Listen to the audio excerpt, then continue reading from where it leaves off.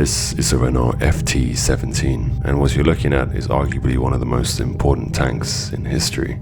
It's responsible for revolutionizing tank design after World War I. The FT-17 was the first tank to introduce a 360-degree rotating turret that contained its main weaponry. It was also the first to have the engine placed at the back, which is now the standard layout for tank design even to this day.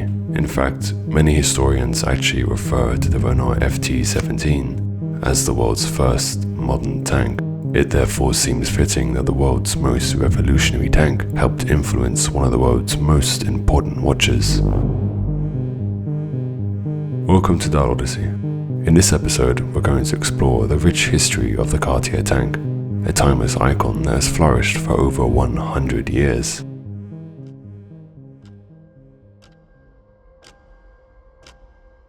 And here it is, effortlessly iconic both in its form and function. But the first thing you should know is there are a variety of tank versions in its model line. This particular one is the Must Cartier, and we'll talk more about that later. But despite their variations, all tanks trace their genesis back to 1917, when Louis Cartier, grandson of the founder, drew inspiration from the geometric shapes and raw simplicity of the Renault FT-17. It officially made its debut in 1918 when Cartier gifted an early prototype to General John J. Pershing, and since then the tank has evolved into one of the most important and influential watches. Its core design features are three main shapes. First, there are two long parallel brancards framing the rectangular dial, drawing inspiration from the FT-17's treads. The overextending brancards also help create an integrated aesthetic with the leather strap. This centrally placed dial symbolizes the tank's main compartment, with the hour and minute hand resembling the rotating turrets. Much like a military tank, it's compact and simple. The dark bold hour markers contrast beautifully against the light cream dial, enhancing legibility on a relatively small watch face. On the right is our Must Cartier, and on the left is a digital version of the Cartier Louis, which is the tank's purest model. One of the main and more obvious differences between these dials are the hour marker distribution. The Must Cartier does provide a very unique looking dial, opting for a 2, 4, 6, 8, 10, 12 configuration. This is not a quirky or alternative design choice, instead it's a thoughtful and purposeful decision. The Roman numerals are arranged in a slightly tilted and slanted manner, giving the impression that they're gracefully cascading down the dial. This subtle manipulation of the Roman numerals draws the eye towards the center of the dial, creating a strong focal point. The only hours that don't follow this slanted format is the 3, 6, 9 and 12, hence why the Must Cartier's dial doesn't just feature those four numbers, as it would lose the incredible sense of depth that the numbers create. Furthermore, the Roman numerals just look awesome by itself, as they serve as a potent design feature. They effortlessly come together with images to create engaging compositions. Perhaps this underscores and highlights just how powerful the Roman numerals are as a design element. But for now, let's zoom a little closer and see what lies in the details. So when I first saw this watch, I assumed the tank dial was plain and cream in color. But with this level of zoom, I was surprised to see at the center there's a repeating embossed motif of the Cartier icon, which is a nice little touch. We can also see at the center of the dial a rectangular chemin de fer, which is French for railway. I love the pure simplicity of this track and how it echoes the rectangular forms of the tank.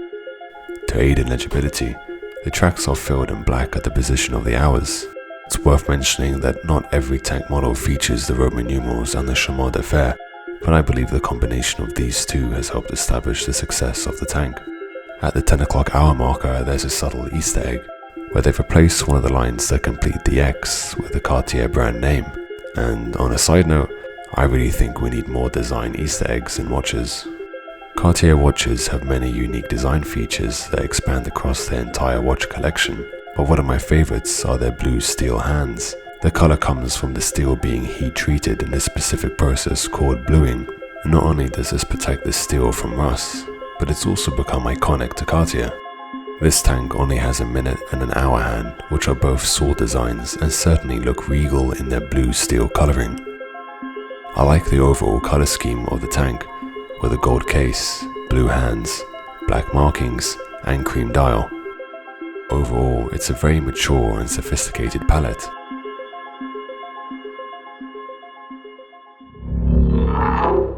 Earlier we mentioned there were multiple variants of the Cartier Tank. This particular one that we have in the studio today is called the Must Cartier, and the story behind this one is pretty interesting.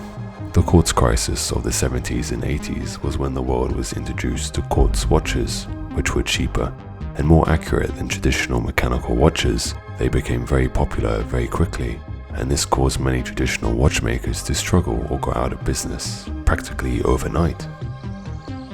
But in Cartier's case, they, like many other traditional watch brands, were worried about the much cheaper quartz watches entering the market and how they would be able to compete without losing market share. Their response in 1977 was this: the Must Cartier collection. Legend has it, an employee at the company once said, "Cartier, it's a must." And in 1972, this inspired a new line of less expensive quartz and gold-plated tanks, with the aim of broadening the accessibility of the product. And over 50 years later, it clearly worked. It's incredible to think how this collection helped Cartier reach a broader audience and maintain this presence during the difficult quartz crisis. And even to this day, the tank remains relevant and iconic for over a century, thanks to its unique history, captivating dial design, and highly versatile aesthetic. Not only is it one of the most important and iconic watches of all time, but thanks to model lines like the Must Cartier, the tank is now accessible to more people. And that's it for today's episode. Thank you very much for your time. I'd love to know in the comment sections what are some of your favorite dials and what dials would you like me to review next. Stay tuned for the next episode, and I'll see you next time.